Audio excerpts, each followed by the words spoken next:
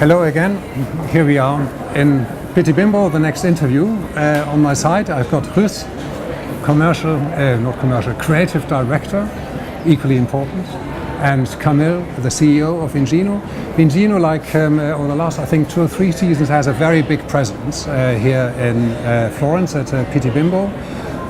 All the collections are on show, and lots has happened over the last 6 to 12 months, I find. Shall we start with the design-related questions, with how you look after your customers, i.e. the shops, the ranges they get, the products they get. What has changed there over the last, you want to start? You want to start? I hand this over to you. There's been a lot of changes the last few months, especially in the customers, what they request and what we make. Now these days we have close connection to our sales department. So when we hear sounds, okay, we need more this kind of products or this, and then we sit together. We not develop we develop like a whole team. So when we hear stories from stores or from warehouse of department stores, then we sit together with the team, sales department. We check price points, so we develop the collection not only with the styling department but with the whole group. So I think that's one of the things what's changed the last years. And that means that obviously you have a very close relationship or very close channels of communication with your customers. So they can, I guess the objective of this kind of new setup is that you can respond more quickly to what they need. So in practice, what does it mean? So if we have a shop, obviously I don't know whether it makes a difference whether we are talking Holland or countries so to speak close by to your headquarters, or let's say talk Germany or England. I don't know whether it's different there. But you can respond quickly to demands from customers in whatever location, so that they say we need this. How quickly can you deliver? If we really see something what they really need, for example, shirts with holes. Yes. We can deliver within around 6 weeks. So we should, like the fashion, for the retailers, it's really difficult to buy now at this moment and get it delivered 1 year later. So now it's really important to have the flexible program. So buy now, get delivered in 6 weeks. So like this kind of. So that's a big, that's a sea change in a way, isn't it? So I'm sure it took a long time, to prepare that production-wise. How did you go about this? How did you manage it? I think what Guus just explained is I think there was 2 changes. One is that we now deliver more ready to wear, so that we deliver 10 times a year. So that is ready, which we present now for next year, for January, February, March delivery, which is already up front. So the next couple of months we're selling it. And next to it, what Guus just explained is we're very quick. We can be very quick to the market. So if we see, and the team travels a lot. I've never worked in a company where the designers were so much involved with both the factories as also the market. They go from the southern parts of Germany to Italy. I think on Saturday they will be in Naples, and the day before yesterday we're in Bologna and in Riccione to feel on the market, to feel what's working and what's selling. And then they see there is something moving quickly. Like the product he's wearing now is just explaining, we can go fast, which is having a structural base, which starts from never out of stock program, which is always available, always deliverable, to monthly deliveries, to the kind of, in Italy they would call it pronta moda, to come quickly with super sharp products. So it's a 3-stage product. of which all comes out of the hand of the team. And this is something we have learned over the last couple of years. We never had a real never out of stock program, that's one. Now we have monthly deliveries. And the third one is what needs to be fresh to the market. And that can go up to 6. We even had in February something which was within 4.5 weeks. But normally 6 weeks or 8 weeks we can deliver something if it's really needed. So how does it work design-wise? Very kind of simple question, but only for for all of them to kind of follow this and understand. So, because obviously you're never out of stock. You've got 10 kind of, I call it delivery timings or time points per year. For these points of time, you know what you can deliver. Now, never out of stock is one challenge anyway. You need to be very good at predicting sales. Are you? I would like to, we're very proud to say that a year ago we launched Never Out of Stock on denims. And we have delivered up to now 100%. And we always make internally the joke that even Pampers as a diapers company, or even a company like Friesland Campina or Arla who delivers milk to the supermarkets, they are always at 99 point something. Okay. Vingino in denim was 100% over the last year, and of course we try to keep that, but the fact that all the customers were really happy that we kept our promise that we would always be able to deliver. So if they deliver today, then tomorrow or the day after they get the never out of stock denim. And the nice thing also there is we launched a year ago with girls and boys denim styles, and we see now that 6 of the 8 are very successful, and now we already, so the design team is now refreshing the first 25%. We're bringing new denims, and then we take back the ones which go out. Yeah, that's exactly the question which I find is interesting, because in a way you have to operate in parallel kind of streams. On the one hand, you have what you've already designed and produced, and on the other hand, in parallel, you're already analyzing what's happening in the market and adjusting styles or actually going for something pretty new. And again, that means you have to order the wares, the garments, and produce. Remind me, where do you produce mainly? Because again, logistically, that's quite a challenge. We produce everywhere in the world. The most like the denims we just talked about that we produce in Asia. So it's we have to be calculating with the transport, delivery, the time for the production. So it's a long calculation, but in the end we did a good job on it to deliver 100%. So till now everything goes well. Yeah. Very good.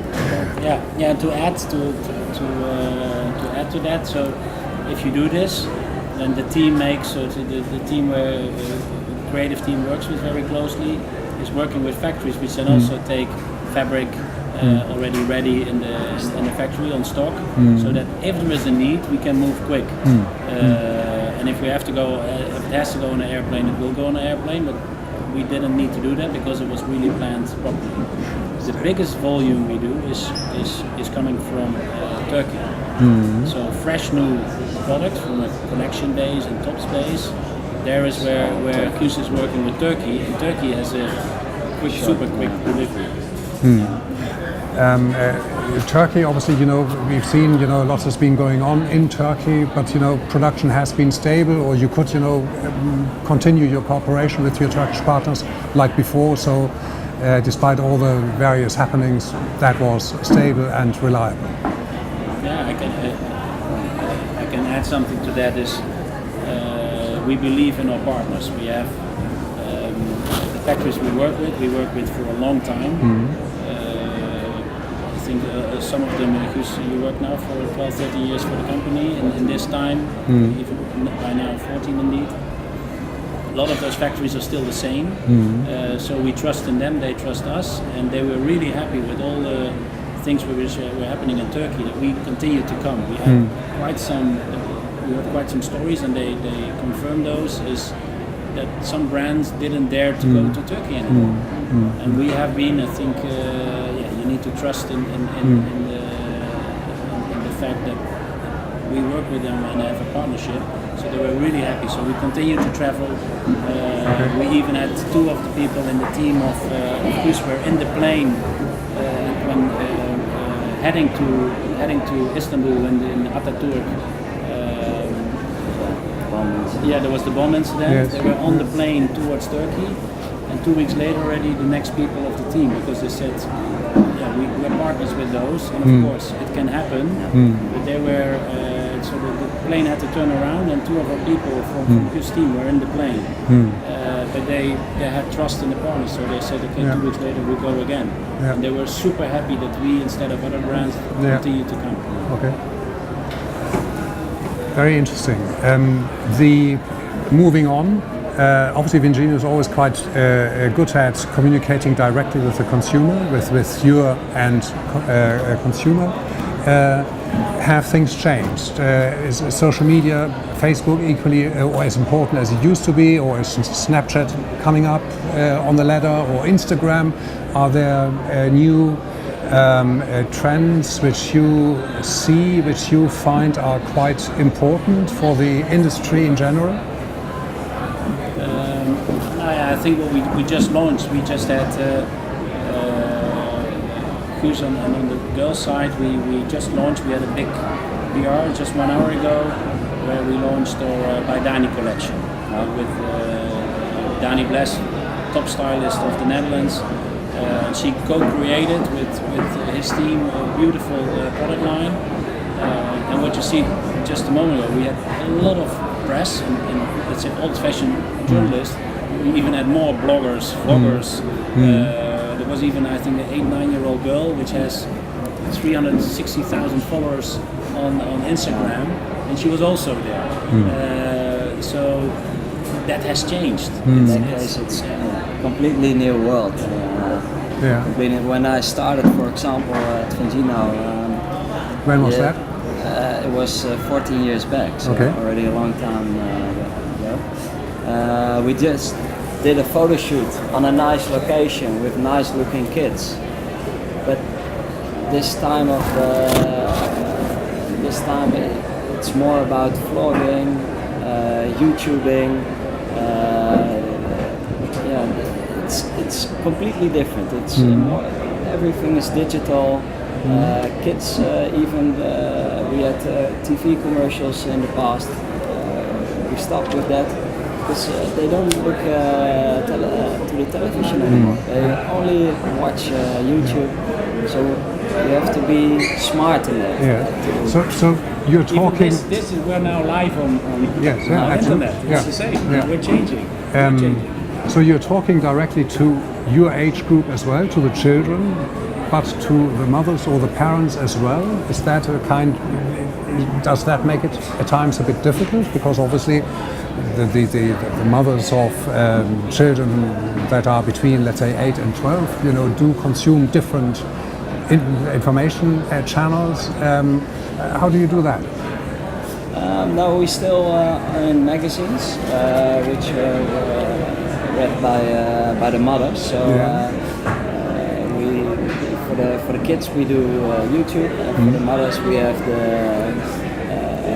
the traditional media and their online media. presences. It's less than before, but we're still there, and I think also for the web shop, there's the web store website. There's a lot of information to find there as well.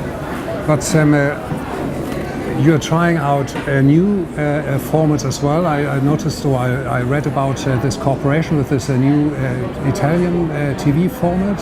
What's called Maggie and Bianca. And so these are 2 students who want to go to want to get big in fashion, and they applied and they got a scholarship for the Milano Fashion or Design School.